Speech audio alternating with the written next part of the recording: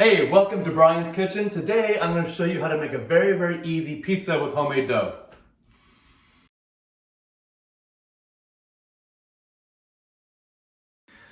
So the first ingredient is the most important. This is, just pick your favorite beer. This actually is not going to go into the pizza dough though. It's just going to go into your stomach while you cook. And it just helps everything just really come together. Okay, so I have, and yeah, it's afternoon somewhere, so don't judge. I have already mixed up and measured some flour, a cup of flour. And I've got 3/4 teaspoon of salt and a teaspoon and a half of sugar. So putting this in here. I also have already combined some garlic and then some basil. I like to make the basil, dried basil into a kind of powder with my hands. I put that in here for my dough. And then a little packet of instant active dry yeast. So I'll put that in here as well. And then once this is in here, I'm gonna stir this all up. So far, as you can see, very easy. Okay, at this point, very important to take a little more beer.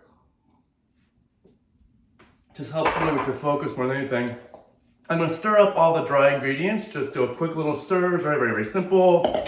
Then I'm going to add 3/4 cup of lukewarm water. It cannot be too hot. If it's too hot, it burns the yeast, or I don't know, it does something bad to the yeast. I'm not a chef, whatever. And then 2 tablespoons of olive oil. You have to have a really pretty olive oil decanter. If you don't have a pretty olive oil decanter, it's not going to work. It's not gonna taste good. So there's that. Okay. Stir this together. I think I'm gonna time lapse this because this part takes a little bit. You're gonna stir this up and then gradually add another cup of flour.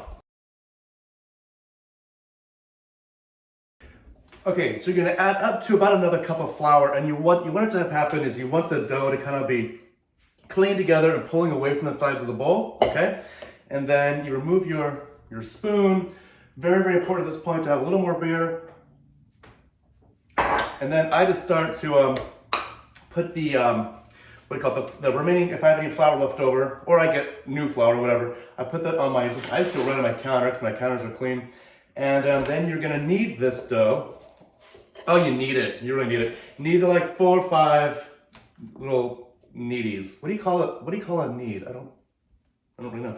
So, and essentially that's just gonna help this thing, the thing being the dough, congeal together. Okay, once you have kneaded and it kind of makes this little ball kind of thing, you take another bowl and you make sure you put olive oil all around your bowl, okay?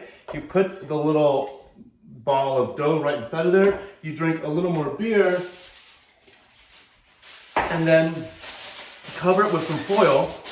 You are going to place it somewhere warm for 30 minutes. At this time, also preheat your oven to 425. So you got about 30 minutes for the dough to rise. So this is the part that's really, where the beer really comes in handy.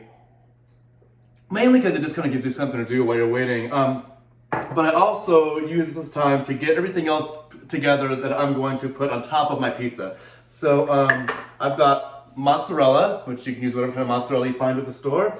I'm mildly obsessed with artichoke hearts, so I always put those on my pizza. And I got some chorizo mixing it up today. You can put anything on pizza, whatever you like. And then I kind of just buy pasta sauce because you can make your own, but who has that kind of time? Let's be honest. And then I just put that on and it works. So here we go.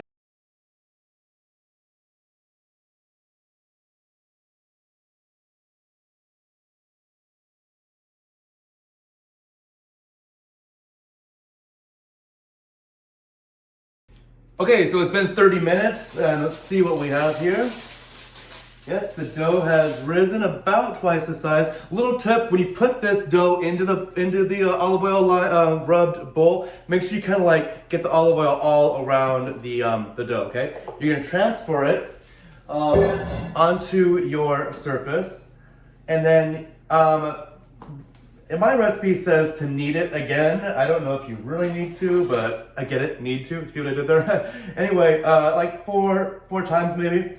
And then you're going to shape it into a pie crust, into a pizza crust.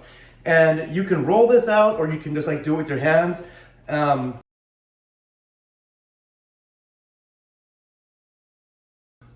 Okay, now we've come to what I call the fun part. I have a pizza stone that I actually use. If you are making a lot of pizzas, you may want to buy one of these. If not, just use, a regular like cookie sheet. Okay, you are going to poke holes for some reason into the dough. I'm not even quite sure why we do that, but yeah, you do that with a fork, and then you take a little bit of olive oil, a little bit. And you just do a little drizzy drizz, just drizzle that on there, okay? Then you're gonna take some of your sauce that we're not telling people where we got the sauce, it's our special sauce. Put the sauce, your little tip, do not put too much sauce on because you'll end up with a soggy pizza, and no one likes soggy pizza. No one. No. And so then once you've got the sauce in there, put as much mozzarella cheese as you like. Yeah, just kind of put that on there. It's amazing. I am then putting my chorizo on it. If you put too many toppings on, by the way, or too many toppings that are kind of wet, like fresh tomatoes or something like that, it also may make your pizza, it might make your pizza a little wet, which you don't want, wet and soggy. Again, what's the rule? No soggy dough, no soggy pizza. Okay, and then I'm adding my artichoke hearts because as I mentioned earlier, obsessed with artichokes. So this is essentially an artichoke and chorizo pizza. Yeah. All right, so this is what we have come up with. We are gonna put this into the oven for 13 to 15 minutes. It's been 13 minutes. This is how it looks. I want it just a little more done. 15 minutes now, and my amoeba pizza is done. I call it my amoeba pizza because there's nothing round about this thing at all. Looks pretty good though. So now we have the finished product, pizza and beer. I definitely recommend letting it cool a little bit before you eat it so you don't burn the roof of your mouth. My compliments to the chef. Not bad. I hope you enjoy it.